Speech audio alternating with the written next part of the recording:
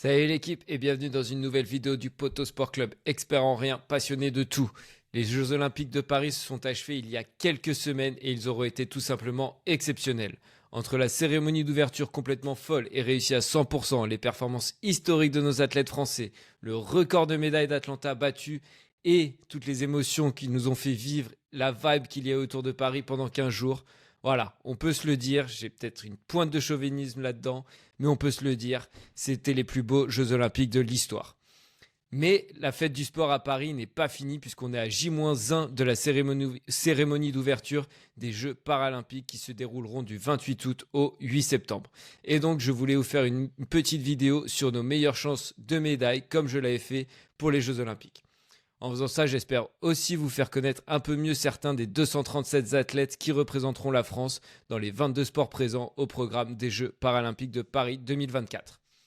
Mais avant ça, un tout petit peu d'histoire puisque les Jeux paralympiques ont vu le jour lors de l'édition de Rome en 1960 où ils se sont tenus juste après les Jeux Olympiques pour la première fois de l'histoire. Édition dans laquelle on retrouve donc nos premiers champions paralympiques français. Marcel Barbier au lancer de massue, Bernard Jarry en natation sur 25 mètres nage libre et enfin Camille Trouvry qui ramène le troisième et dernier titre lors de cette édition des Jeux paralympiques au tir à l'arc. Aujourd'hui, parmi nos champions paralympiques français plus récents, on retrouve nos deux porte-drapeaux, Alexis Anquincan, le paratriathlète sacré à Tokyo, et Nantenin Keita, championne paralympique en 2016 sur 400 mètres. Entre ces deux époques, la France a remporté 921 médailles, dont 302 en or, et se classe 7e au tableau des médailles, qui est largement dominé, comme vous pouvez vous en douter, comme pour les Jeux Olympiques, par les États-Unis. Dans cette édition 2024, le comité paralympique et sportif français a fixé un objectif de 20 médailles d'or, soit 9 de plus qu'à Tokyo, afin de retrouver le top 8 au tableau des médailles. Objectif très ambitieux donc, puisqu'un top 8 au classement des médailles serait une première depuis 2000 et les Jeux paralympiques de Sydney où la France avait terminé 7e. Dans cette vidéo, je vais vous présenter nos 10-12 plus belles chances de médailles et de titres en me concentrant uniquement sur le sportif et le palmarès de ces athlètes. Donc je ne vous raconterai pas leur histoire ou l'origine de leur handicap comme c'est fait très souvent. C'est très bien de raconter leur histoire et d'évoquer la force de résilience pour donner de l'espoir à d'autres personnes en situation de handicap. Mais je pense que c'est aussi bien de traiter ces Jeux paralympiques comme je l'ai fait de la même manière que je l'ai fait pour les Jeux olympiques et donc de se concentrer uniquement sur le côté sportif. Je souhaite vraiment mettre en avant leur performance sportive et ne pas regarder cet événement par le prisme du handicap, mais par celui du sport, simplement d'un sport d'une catégorie différente. Je vous expliquerai aussi brièvement le système de classification de chaque épreuve paralympique dont je vais parler et je vous donnerai les dates clés pour suivre tous nos athlètes français. Voilà, cette intro était très longue, donc c'est parti, je vous donne nos 10 plus belles chances de médailles avant le début des Jeux paralympiques de Paris. Parti pour cette nouvelle vidéo et avant de se lancer dans les meilleures chances de médailles françaises aux Jeux paralympiques, voilà, comme d'habitude, petit disclaimer, je ne prétends pas être un expert des sports paralympiques, donc je m'excuse par avance s'il y a quelques petites erreurs ou oublis. N'hésitez pas de me les faire remarquer en commentaire, je serai ravi d'échanger avec vous si vous voulez apporter des précisions ou quoi que ce soit. Voilà, avant de rentrer dans le vif du sujet, et je voulais faire un petit point sur ce qu'on appelle la classification et qui permet de garantir des compétitions équitables entre les concurrents. Donc quand un athlète concourt dans une compétition olympique, il est au préalable classé dans une catégorie de handicap qui est régie par un système mis en place par des professionnels de la santé et du sport. Donc ce système de classification a pour mission d'évaluer l'impact du handicap sur le geste sportif et la performance de l'athlète. Et chaque discipline a son propre système qui prend en compte les spécificités de la pratique du sport en question. Elle respecte tout de même une logique commune sur l'ensemble des sports, même si elle varie en fonction du sport. Mais cette logique commune, c'est dans la façon de nommer chaque catégorie avec deux composantes. Donc une ou deux lettres qui désignent le nom du sport en anglais, donc S pour swimming par exemple. Un nombre qui détermine le degré du handicap. Plus ce nombre est élevé, moins le handicap est sévère. Et enfin, dans certaines disciplines, comme le paratriathlon par exemple, d'autres lettres peuvent être ajoutées pour identifier la catégorie de handicap. Pour le paratriathlon par exemple, on retrouve 3 catégories, donc WC pour wheelchair, fauteuil roulant en français, S pour standing, debout en français, et VI pour visual impairment, handicap visuel en français. Et donc ces athlètes ne courront pas dans la même catégorie, bien entendu. Donc je vais vous donner un exemple pour que ça soit un peu plus clair avec la catégorie de paratriathlon de notre français dont on va discuter dans un instant, Alexis Anquincan. Il s'alignera en paratriathlon dans la catégorie PT-S4. Donc PT pour paratriathlon, S pour standing debout et 4 qui représente le degré du handicap qui en triathlon va de 1 à 5. Donc lui, avec la catégorie 4, il court dans la catégorie qui a le deuxième degré de handicap le moins fort. Voilà, j'espère que c'était assez clair pour tout le monde. J'ai essayé de simplifier ça au maximum. Et donc maintenant qu'on est à jour sur la classification, on peut commencer avec notre première grosse chance de médaille, voire de titre en paratriathlon. Et Alexis Anquincan, dont je viens de parler, qui sera l'un de nos 2 porte-drapeaux. Donc le paratriathlon aux Jeux paralympiques, c'est 750 mètres de natation, 20 km de vélo et 5 km de course. Les 3 catégories de handicap que je viens d'expliquer. Et notre Français s'alignera dans la catégorie PTS4, donc debout, ne nécessitant pas un vélo à main, par exemple, pour l'épreuve de vélo. Donc c'est clairement l'une des plus belles chances de titre paralympique pour la France, car il est tout simplement sur le toit du monde et de l'Europe depuis 2017, et il n'a jamais abandonné ses titres mondiaux et européens depuis. Il a également remporté le test event l'an dernier, disputé sous le pont Alexandre III, donc voilà, dans des conditions, encore une fois, très similaires, où on essaie de répliquer les conditions du jour même. En 2021, il a gagné avec plus de 4 minutes son titre paralympique à Tokyo, 4 minutes d'avance sur son dauphin. Voilà, je pense que ça ne sert pas à grand chose de s'arrêter sur les concurrents, parce que je pense que seule une défaillance en course de personnel pourrait lui faire perdre son titre paralympique. Sa course se déroulera le dimanche 1er septembre, donc ce dimanche à partir de 8h15. Soyez au rendez-vous pour soutenir notre porte-drapeau. Et on enchaîne avec le para-athlétisme avec 2 très belles chances de médaille également pour la France, avec tout d'abord notre deuxième porte-drapeau, Nantena Keita, qui elle s'alignera sur 400 mètres et 200 mètres il me semble, dans les épreuves de handicap visuel. Là il y a aussi beaucoup de catégories de handicap dans le para-athlétisme, donc je ne vais pas toutes vous les faire, mais voilà, pour Nantena Keita, ce sera de la catégorie handicap visuel. Et à 38 ans, elle disputera ses 5e Jeux paralympiques puisqu'elle est présente depuis Pékin en 2008. Elle a remporté 4 médailles paralympiques au total, dont la médaille d'or sur 400 mètres à Rio en 2016. C'est également classé 4e des derniers championnats du monde en 2023 et voudra prendre sa revanche sur les Jeux de Tokyo où elle avait fini au pied du podium. Ces épreuves se disputeront le 3, 5 et 7 septembre avec sûrement les séries le matin en série et les finales le soir. Côté messieurs, on regardera du côté du sprinter Dimitri Josviski qui s'alignera sur 100 mètres lui dans la catégorie handicap moteur cérébral et voudra lui aussi faire mieux qu'à Tokyo où il avait également fini au pied du podium, 2 médailles en chocolat pour les 2 athlètes dont je suis en train de parler. Il a également terminé 5e des derniers championnats du monde à Paris, ce qui avait été une grosse déception pour lui, qui vise clairement une médaille cette semaine et sa finale aura lieu le samedi 30 août, donc ce samedi, soyez au rendez-vous également pour nos para-athlètes. On enchaîne avec la paranatation, où là, en paranatation, les athlètes peuvent se mesurer à des nageurs avec des handicaps de nature très différente, mais où la capacité de performance est estimée comparable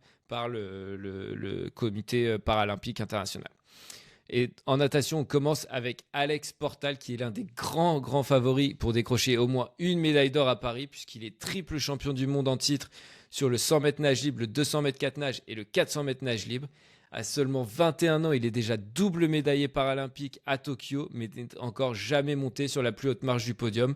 Voilà, c'est un peu notre Léon Marchand des Jeux paralympiques, en espérant qu'il connaisse le même succès que lui. Et enfin, Hugo Didier est le deuxième grand espoir de médaille en natation, particulièrement sur le 100 dos ou le 400 nage libre qu'il considère comme ses distances naturelles.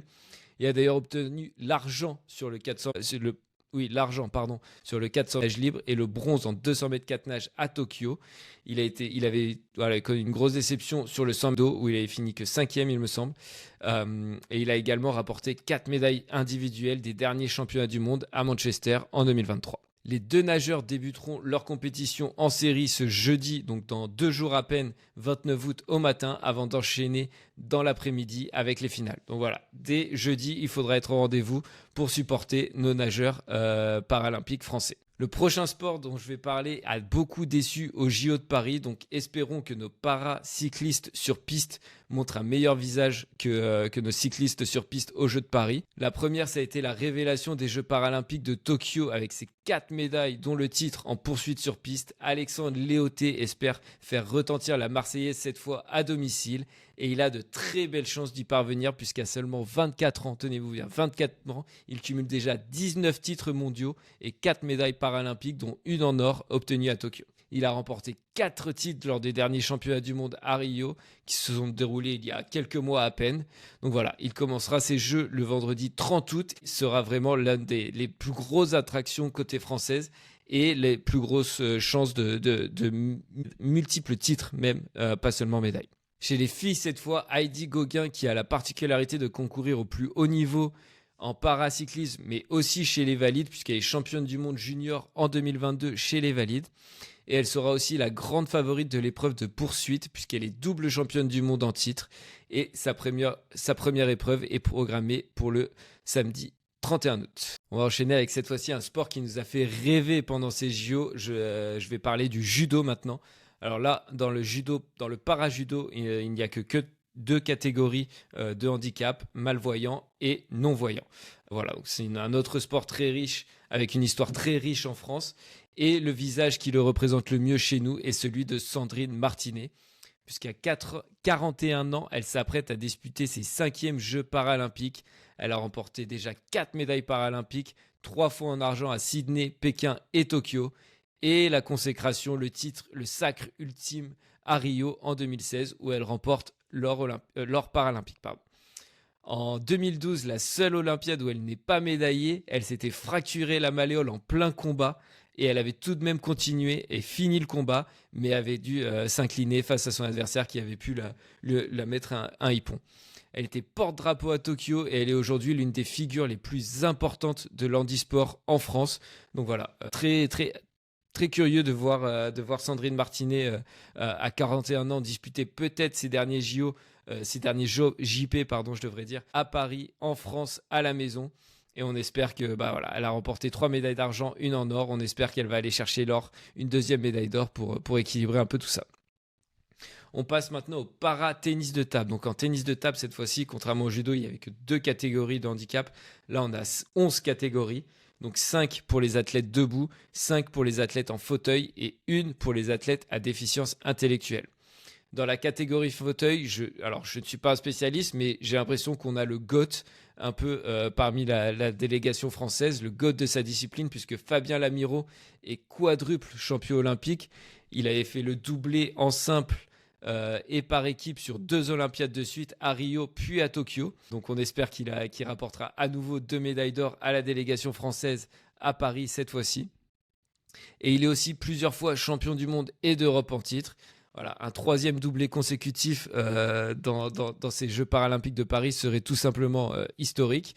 Et ce sera à suivre à partir de ce jeudi 29 août jusqu'au jeudi de la semaine prochaine s'il va au bout des 2 tournois dans lesquels il est engagé. On reste en para-tennis de table et on passe chez les dames cette fois avec Léa Fernet qui s'alignera dans la catégorie réservée aux athlètes souffrant d'une déficience intellectuelle. Elle était déjà présente aux Jeux de Tokyo et à seulement 17 ans, elle avait décroché la médaille d'argent, devenant ainsi la première athlète française du sport adapté à atteindre une finale paralympique. Voilà, une histoire magnifique pour elle. Elle avait fait ça à 17 ans, maintenant elle a 21 ans et un autre statut puisqu'elle a depuis remporté les championnats du monde en 2022 et s'est classée 2e des championnats d'Europe l'année dernière en 2023. Très grosse chance de médaille aussi à suivre. À partir, ces matchs sont programmés sur 3 jours. Voilà, exactement, je cherchais ma petite note. Les 2, 3 et 5 septembre. On enchaîne avec un sport qui, aux Jeux Olympiques aussi, est historiquement un beau pourvoyeur de médailles et qui devrait l'être aussi. En tout cas, on a 2 belles chances en para, canoë, kayak. Donc là, c'est réparti dans différentes catégories en fonction de la capacité d'utilisation du tronc et des jambes des athlètes. Nelia Barbosa tentera, elle, de grappiller encore une place comparée aux Jeux de Tokyo d'où elle avait ramené la médaille d'argent sur 200 mètres dans la catégorie KL3. Donc là, c'est des athlètes qui peuvent se servir en partie au moins d'une jambe ou d'une prothèse, donc qui ont là, toujours le tronc et le bassin mobile, on va dire. Voilà, elle est aussi multiple médaillée mondiale et européenne, mais elle ne s'est jamais installée sur la plus haute marche du podium dans n'importe laquelle de ses compétitions. Et ça serait tout simplement magnifique qu'elle le fasse pour la première fois aux Jeux paralympiques à la maison à Paris. La deuxième belle chance de médaille dans le para-canoë-kayak, c'est Rémi Boulet qui avait lui obtenu le bronze sur 200 KL1.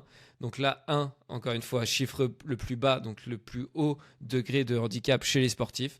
Donc là, c'est des athlètes qui ne peuvent se servir ni du tronc ni des jambes et qui donc n'utilisent que les épaules et leurs bras pour pagayer. Voilà, ils comptent également 3 médailles mondiales et un titre européen.